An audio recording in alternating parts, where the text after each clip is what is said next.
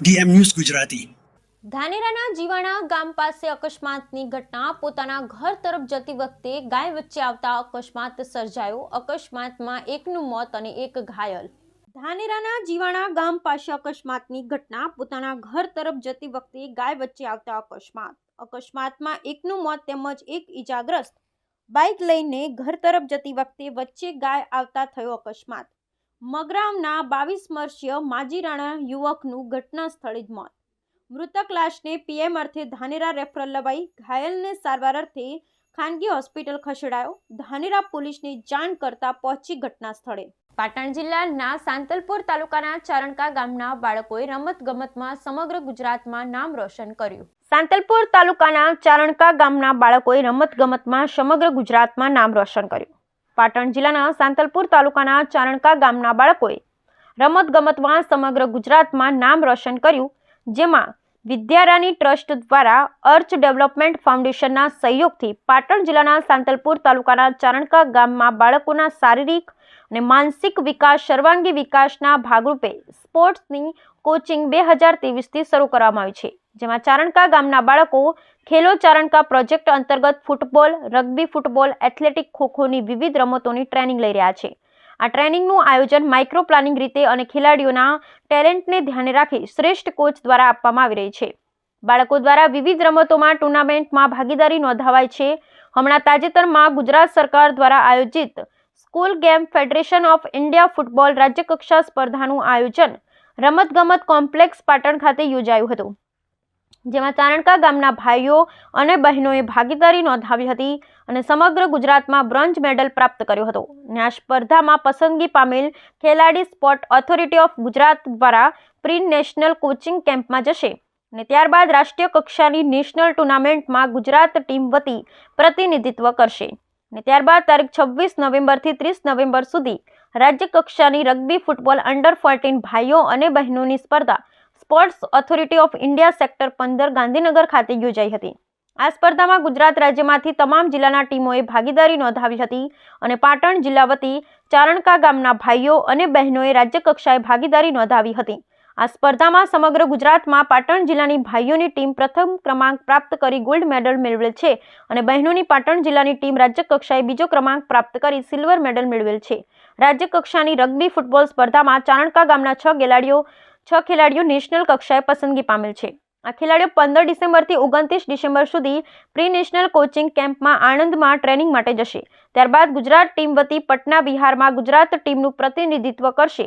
ખેલાડીના નામ રબારી વીરીબેન મોમાયાભાઈ રબારી, સોનીબેન નાગજીભાઈ રબારી, વિરમભાઈ વાલાભાઈ રબારી, સાહિલભાઈ અમીરભાઈ રબારી, રત્નાભાઈ શક્તાભાઈ રબારી, દીવાભાઈ વીરાભાઈ આ તમામ ખેલાડીઓ પટના, બિહાર જશે અને ત્યારબાદ ફૂટબોલમાં પસંદગી થયેલ ચારણકા ગામની બહેનો ઇન્ડિયા ખેલો ફૂટબોલના પ્રસંગી પ્રી નેશનલ કેમ્પમાં 4 જાન્યુઆરી 2025ના રોજ નાસિક, મહારાષ્ટ્ર ખાતે ભાગ લેશે। ખેલાડીના નામ રબારી વીરીબેન મોમાયભાઈ રબારી, આશાબેન પાંચાભાઈ રબારી, હિમાબેન જીવાભાઈ રબારી, હિરલબેન ભગવાનભાઈ આ સાથે ચારણકા ગામના અગ્રણી પાટણ જિલ્લા રમત અધિકારી એનડી ચૌધરી સાહેબે શુભેચ્છા પાઠવી હતી। કોચ હિતેશ કુમાર મનુભાઈ પરમાર, ટ્રેનર પારસભાઈ ભાટી, રાજ્યકક્ષાએ ફૂટબોલ, રગ્બી ફૂટબોલ અને એથ્લેટિક વિજેતા ખેલાડી રબારી વિરમ, રબારી સાહિલ, રબારી દેવા વીરાભાઈ, જાડેજા અજયસિંહ, રબારી બાબુ ગઢવી ઋષિરાજ, રબારી કરમણ, રબારી વીરીબેન, રબારી આશાબેન, રબારી હિરલબેન, રબારી સોનીબેન, રબારી રાબીબેન, રબારી હિમાબેન, આહિર રૂપલબેન, આહિર જયશ્રી, આહિર રૂપલબેન, અર્જણભાઈ, રબારી રામદેવ, રબારી દાનાભાઈ, રબારી સંજય, રબારી ભલા લાખાભાઈ, રબારી રામાભાઈ, રબારી માલાભાઈ, આહિર સુમિત, રબારી કરશન વેલાભાઈ। જાડેજા સુમેરસિંહ છે। અમારા જિલ્લાનું નામ પાટણ છે। અમારા તાલુકાનું નામ સાંતલપુર છે। અમારું ગામ પાકિસ્તાનની બોર્ડરની બાજુમાં આવેલું છે। અમારા ગામને 2 વર્ષ પહેલાં ખબર નહોતી કે સ્પોર્ટ એટલે શું છે। અમારા ગામમાં 2 વર્ષ પહેલાં 3 સંસ્થાઓ આવી હતી, વિદ્યારાણી ટ્રસ્ટ, વિવિધ ગ્રીન અને આર્ટ ડેવલપમેન્ટ ફાઉન્ડેશન। તેમના તરફથી અમને 2 કોચ રમતની ટ્રેનિંગ આપવા મૂક્યા છે। અમે રોજ સાંજ ટ્રેનિંગ લઈએ છીએ અને તેનાથી અમારા ગામને અને અમને ખૂબ ફાયદો થયો છે। અમે જિલ્લા વતી અને રાજ્ય વતી રમીને આવ્યા છીએ। શું નામ છે તારું? મારું નામ જાડેજા અજયસિંહ સુમેરસિંહ છે। અમારા તાલુકાનું નામ સાંતલપુર છે અને જિલ્લાનું નામ પાટણ છે। અમારું ગામ ચારણકા પાકિસ્તાનની બોર્ડરની બાજુમાં જ આવેલું છે। અહીંયા કન 3 સંસ્થાએ એક ગ્રાઉન્ડ બનાવી આપ્યું છે.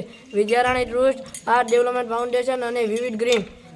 એ ગ્રાઉન્ડ પર અમને સાંજ સવાર પ્રેક્ટિસ કરાવવામાં આવે છે અને એ પ્રેક્ટિસ કરાવવામાં આવે છે અને અમારા 2 કોચ સંસ્થાએ મૂક્યા છે.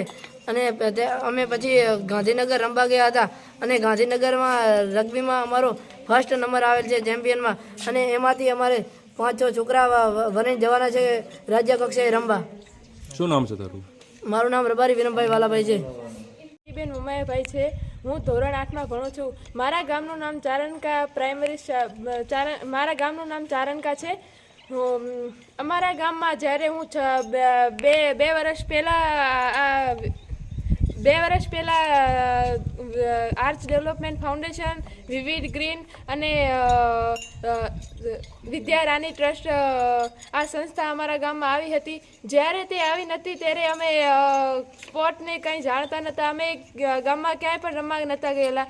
અને પછી તે આ સંસ્થા આવી અને અમારા ગામમાં સુંદર મજાનું એક ગ્રાઉન્ડ બનાવેલું છે જ્યાં અમે અને ત્યાં 2 કોચિસ પણ મૂકેલા છે, હિતેશ અને પારા સર. અમને રોજ સવાર સાંજ ત્યાં પ્રેક્ટિસ કરાવે છે અને અમે તેમની મહેનત અને અમારી બધાની મહેનતથી હું અત્યારે પાટણ જિલ્લામાંથી રમી હતી અને ત્યાં મારું સિલેક્શન થઈને હું રાજ્ય કક્ષાએ મતલબ કે નેશનલ કક્ષાએ રમી હતી, જેમાં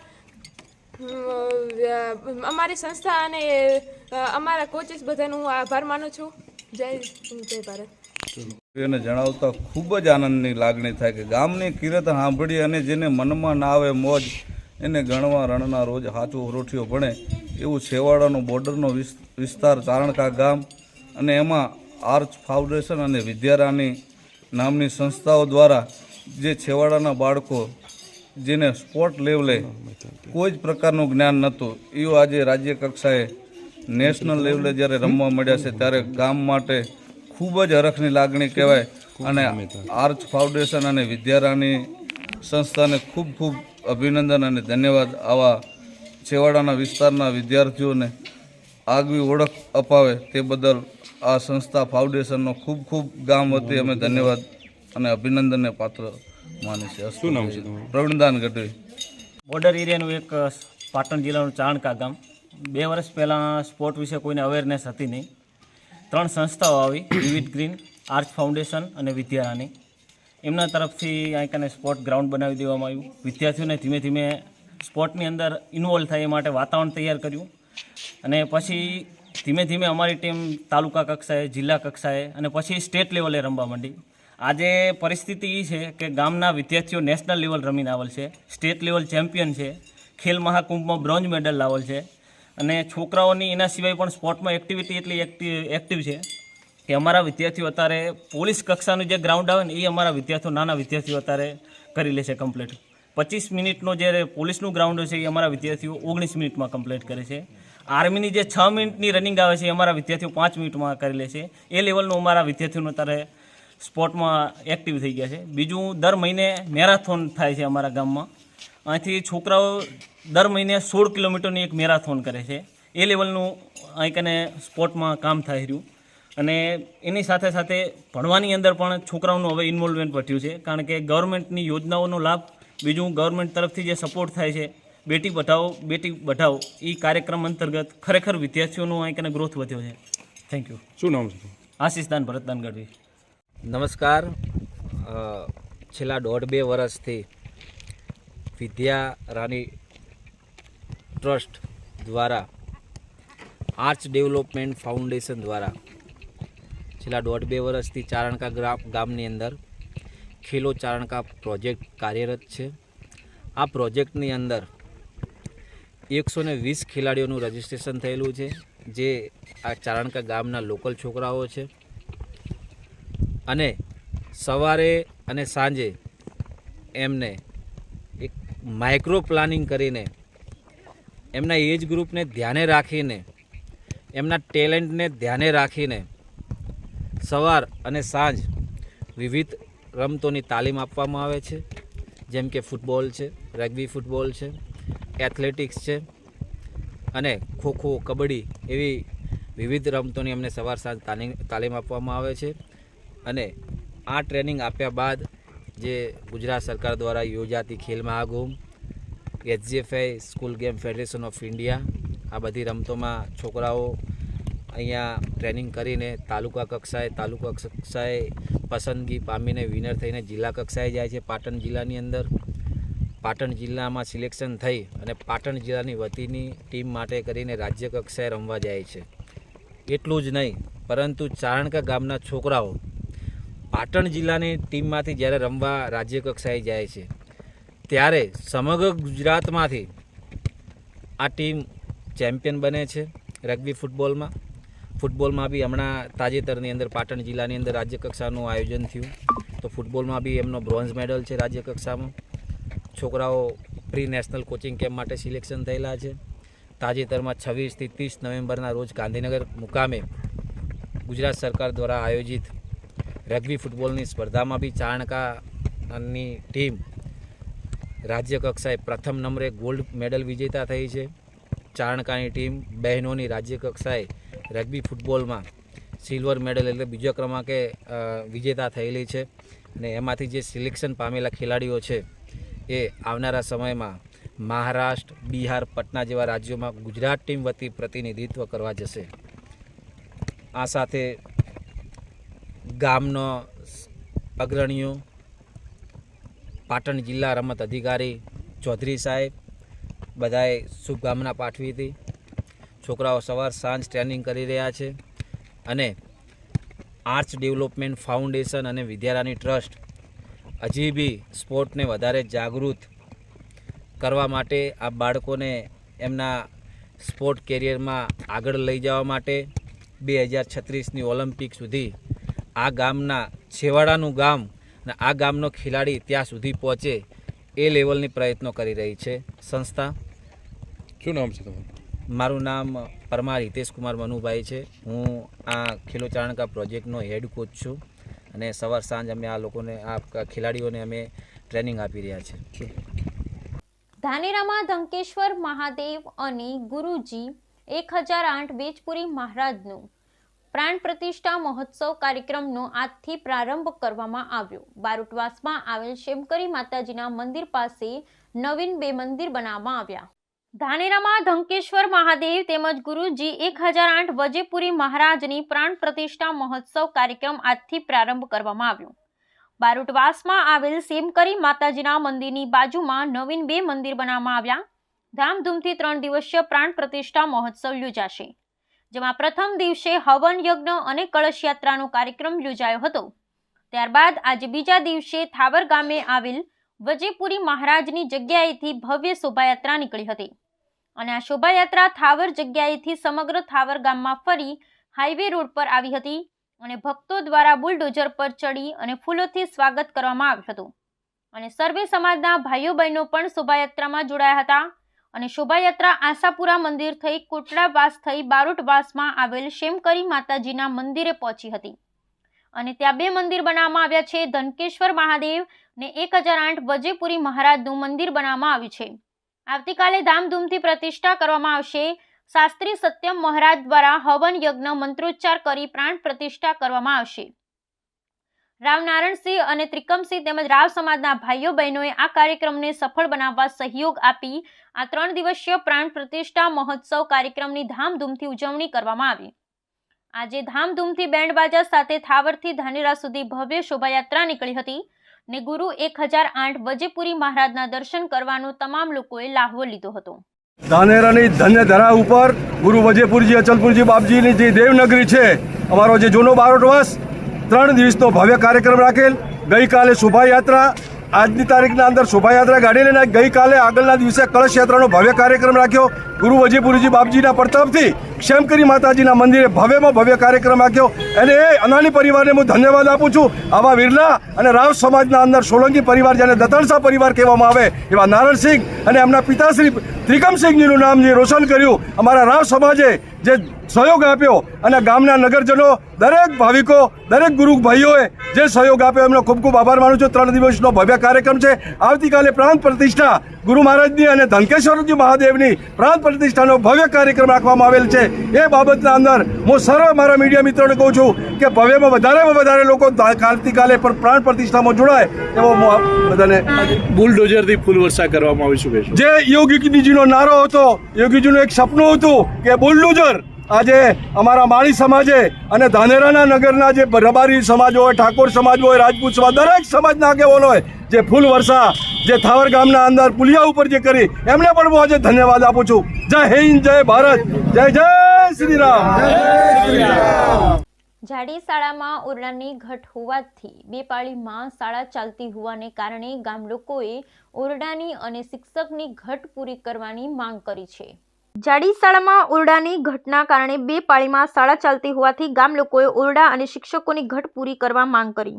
ધાનેરાના જાડી ગોળિયા શાળામાં 6 શિક્ષકોની સાથે 7 ઓરડાની ઘટ છે. પરિણામે શાળાના બાળકોને બે પાળીમાં બોલાવવામાં શાળા તંત્ર મજબૂર બન્યું છે. શાળામાં 1 થી 8 ધોરણ સુધી 374 બાળકો અભ્યાસ કરે છે. 2 વર્ષ પહેલા 6 જર્જરિત રૂમ તોડવામાં આવ્યા હતા, જે આજ દિન સુધી બન્યા નથી. વાલીઓ અનેકવાર રજૂઆત કરી છે, છતાં હજુ સુધી રૂમ જ બન્યા નથી. શિયાળાની સિઝન હોવાથી બાળકોની દશા અને દિશા ખરાબ છે. ઓરડાની ઘટના કારણે બે પાળીમાં બાળકો વહેલી સવારે પણ ખુલ્લા મેદાનમાં બેસવા મજબૂર છે. ત્યારે સત્વરે આ ઓરડા અને શિક્ષકોની ઘટ નહીં પુરાય તો આવનારા દિવસોમાં ગાંધી ચિંધ્યા માર્ગે જવાની પણ ચીમકી ઉચ્ચારી છે. અમારે જાડી 2માં 7 ઓરડાની ઘટે ઝડપી ઓરડા પાડી નાખ્યા. એમાં ઝડપી મકાન થાય. પછી શિક્ષકની ઘટે શિક્ષકની ઘટ સરકાર પૂરી કરે, નહીંતર અમે કાર્યવાહી કરશે. બને એટલું ઝડપી કરી દે, નહીંતર અમે આગળ કાર્યવાહી કરશે. મારું નામ માનાભાઈ રૂપાભાઈ પટેલ. જાડી 2 પ્રાથમિક